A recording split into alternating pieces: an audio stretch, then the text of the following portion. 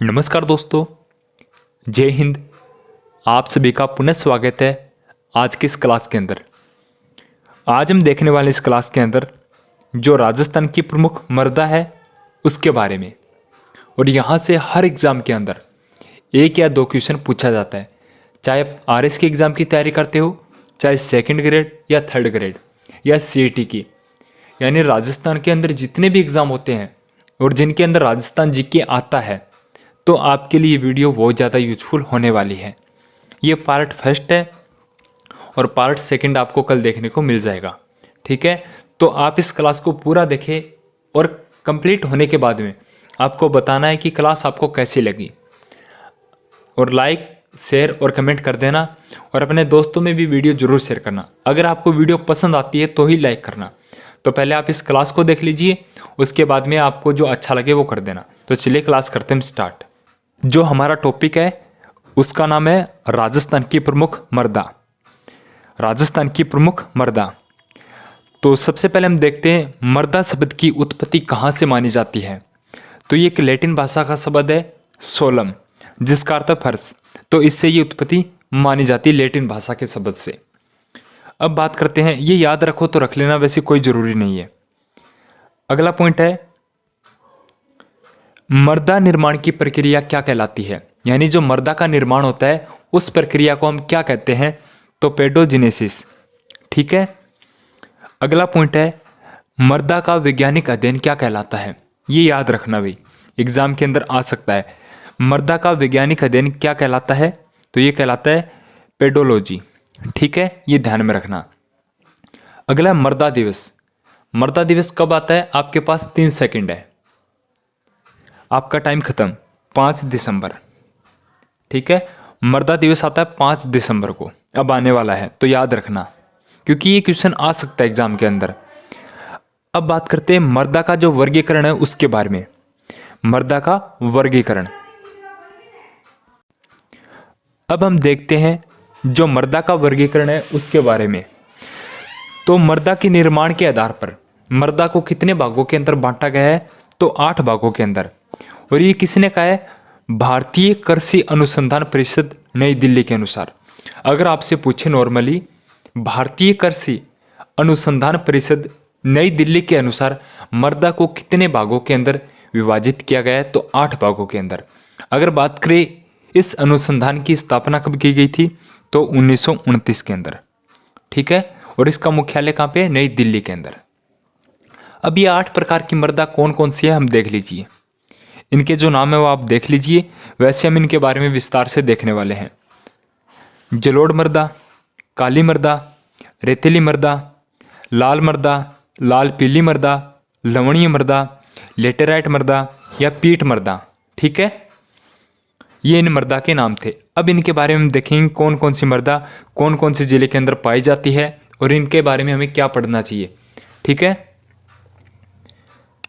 तो नंबर 1 है जलोढ़ मृदा। जलोढ़ मृदा की जो उपनाम है वो कौन कौन से हैं, आप जलोढ़ मृदा बोल सकते हो, दोमट मृदा बोल सकते हो या कांप मृदा बोल सकते हो। इनका अर्थ एक ही है, जलोढ़ मृदा, दोमट मृदा या कांप मृदा। ठीक है, अगर याद रखो तो रख लेना, वैसे कोई जरूरी नहीं है। नदियों द्वारा अवसादों के निर्माण से इसका निर्माण होता है। ये लाइन हमें किसी में भी याद नहीं रखनी है, किसी में भी। ठीक है, हमें याद क्या रखना है, इनका जो विस्तार है वो कौन कौन से जिले के अंदर है, क्योंकि एग्जामिनर यहाँ से क्वेश्चन पूछता है। तो जलोढ़ मृदा या दोमट मृदा या कांप मृदा का विस्तार कहाँ पे है, तो पूर्वी मैदान के अंदर है, घग्गर, लूनी, माही और चंबल वैसी। ठीक है, अगर बात करें डिस्ट्रिक्ट, तो गंगानगर, हनुमानगढ़, जयपुर, दौसा, भरतपुर, सवाई माधोपुर, करौली, धौलपुर, डूंगरपुर, प्रतापगढ़, बांसवाड़ा। ये साथियों आपको नाम याद होने चाहिए। आपको राजस्थान का मैप लेना है और उसके अंदर इसको लिखना है। कम से कम आपके पास 10 मैप होने चाहिए फिलहाल। ठीक है, गंगानगर जिले के अंदर, हनुमानगढ़ के अंदर, जयपुर के अंदर, दौसा के अंदर, भरतपुर के अंदर, सवाई माधोपुर के अंदर, करौली के अंदर, धौलपुर के अंदर, डूंगरपुर के अंदर, प्रतापगढ़ के अंदर और बांसवाड़ा के अंदर। ठीक है, ये आपको अलग अलग पेन से अलग अलग मानचित्र पे आपको ये मिट्टी भरनी है। 8 मिट्टी है तो 8 मैप खराब होंगे, तो खराब नहीं बोल सकते हम, आपका नॉलेज बढ़ेगा, ठीक है, और आपका क्वेश्चन भी गलत नहीं होगा अगर आप मैप के अकॉर्डिंग पढ़ोगे तो। अगली मृदा है काली मृदा। अब आप बोलोगे कि आपने ये तो बताया ही नहीं, ये हमें याद नहीं रखना है, ठीक है, हमें सिर्फ इतना ही देखना है कि इनका विस्तार कौन कौन से जिले के अंदर है। अगर इनकी कोई विशेषता होगी स्पेशल तो मैं आपको बता दूंगा, ठीक है। अब बात करते हैं नेक्स्ट मृदा है हमारी काली मृदा। उपनाम है इसका कपास या रेगुर मृदा। अगर आपसे पूछे रेगुर मृदा कहाँ पे पाई जाती है, या काली मृदा कहाँ पे पाई जाती है, या कपास मृदा कहाँ पे पाई जाती है, ठीक है। इसका निर्माण अगर देखें तो ज्वालामुखी की क्रिया से निकलने वाले लावा के विखंडन से। याद रखो तो रख लेना, वैसे कोई जरूरी नहीं है। सिर्फ काली मृदा के जो उपनाम है कपास मृदा या रेगुर मृदा, ठीक है, ये याद रखना है। और इसका विस्तार कहाँ पे है, ठीक है, हाड़ौती क्षेत्र के अंदर। काली मृदा का सर्वाधिक विस्तार कहाँ पे है, हाड़ौती क्षेत्र के अंदर, कोटा, बूंदी, बारा और झालावाड़, ठीक है। और इसकी क्या विशेषता वो याद रखिए, कपास के लिए सर्वाधिक उपयोगी। और ये एग्जाम के अंदर आ रखा है कि कपास के लिए निम्नलिखित में से कौन सी मृदा सर्वाधिक उपयोगी है, रेगुर या कपास या काली मिट्टी, ठीक है। जल धारण क्षमता वो सर्वाधिक होती है, ये याद रखो तो रख लेना। ये ऊपर वाला पॉइंट हमें याद नहीं रखना है, एकदम शॉर्ट। ये वीडियो आपके लिए बहुत ज़्यादा यूजफुल होने वाली है, तो आप इस क्लास को पूरा देख लेना। अब बात करते हैं नेक्स्ट जो है वो है रेतीली बलुई मृदा, या हम बोल सकते हैं बालू रेत, ठीक है, इसको हम बोलते हैं बालू रेत स्थानीय भाषा के अंदर। इसका जो अवशेष है वो है 33 सागर का, ठीक है, ये याद रखना है। इस मृदा के बारे में हमें जितनी भी इम्पोर्टेंट जो है बात है, तथ्य महत्वपूर्ण, वो हमें देखने हैं। थोड़ा सा बोलने के अंदर मिस्टेक हो सकता है, क्योंकि काफ़ी दिनों से मैं वीडियो नहीं बना पा रहा हूँ, कभी बना पा रहा हूँ कभी नहीं बना पा रहा, तो उसके अंदर थोड़ा सा बोलने के अंदर आपको मिल सकता है थोड़ा सा अंतर। और मुंह के अंदर थोड़े से छाले हो रखे हैं, तो इसके लिए इस वजह से भी नहीं बोला जा रहा है, ठीक है। अब जो रेतीली बलुई मृदा है उसके बारे में हम देखते हैं। ये 33 सागर के अवशेष के रूप में है, और इसका विस्तार राजस्थान के 12 जिलों के अंदर है। पश्चिम के अंदर जो 12 जिले उनके अंदर इनका विस्तार है। कौन कौन से हैं, बीकानेर, जैसलमेर, बाड़मेर, जालोर, पाली, जोधपुर, नागौर, सीकर, झुंझुनू, चूरू, हनुमानगढ़, गंगानगर। ये गंगानगर का थोड़ा सा भाग आता है, तो आप याद रखो तो रख लेना, ठीक है। बीकानेर, जैसलमेर, बाड़मेर, जालोर, पाली, जोधपुर, नागौर, सीकर, झुंझुनू, चूरू, हनुमानगढ़, गंगानगर। ये आपको कैसे याद रखने, 12 डिस्ट्रिक्ट राजस्थान का मैप लेके, ठीक है। अगर बात करें इसके बारे में और क्या विशेषता है, राजस्थान के सर्वाधिक भूभाग पर यह मृदा विस्तृत है। यानी राजस्थान में सर्वाधिक कौन सी मृदा पाई जाती है, रेतीली मृदा, रेतीली बलुई या बालू रेत, ठीक है। इसकी जो जल धारण क्षमता है वो सबसे कम होती है। अगली मृदा है लाल मृदा, या हम बोल सकते हैं पर्वतीय मृदा। ये कौन से भूभाग के अंदर पाई जाती है, अरावली पर्वतीय प्रदेश के अंदर, ठीक है। और अगर बात करें सर्वाधिक तो उदयपुर के अंदर है, और राजस्थान में सर्वाधिक मक्का उदयपुर के अंदर बोया जाता है, याद रखना।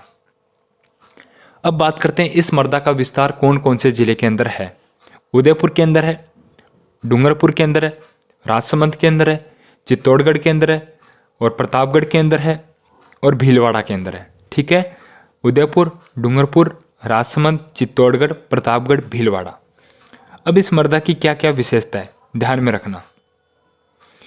इस मृदा का जो लाल रंग है वो किसके कारण होता है, तो लोहे ऑक्साइड के कारण, लोहे ऑक्साइड के कारण, ठीक है। मक्का के लिए उपयोगी है, याद रखो तो रख लेना, वैसे कोई ज़रूरी नहीं है। काली मृदा सर्वाधिक उपयोगी मक्के के लिए। मक्के का सर्वाधिक उत्पादन चित्तौड़गढ़ और भीलवाड़ा के अंदर होता है, ये याद रखना, ठीक है। मक्के का सर्वाधिक उत्पादन चित्तौड़गढ़ और भीलवाड़ा के अंदर, और मक्का सर्वाधिक बोया जाता है उदयपुर के अंदर। अगली है लाल पीली मृदा, या हम बोल सकते हैं भूरी मृदा, ठीक है। इसका विस्तार कहाँ पे, इसका विस्तार है बनास बेसिन के अंदर। अगर बात करें मुख्यतः जिले कौन कौन से हैं, अजमेर, भीलवाड़ा, टोंक और सवाई माधोपुर। लाल पीली मृदा या हम बोल सकते हैं भूरी मृदा, तो कौन से बेसिन के अंदर है? बनास बेसिन के अंदर।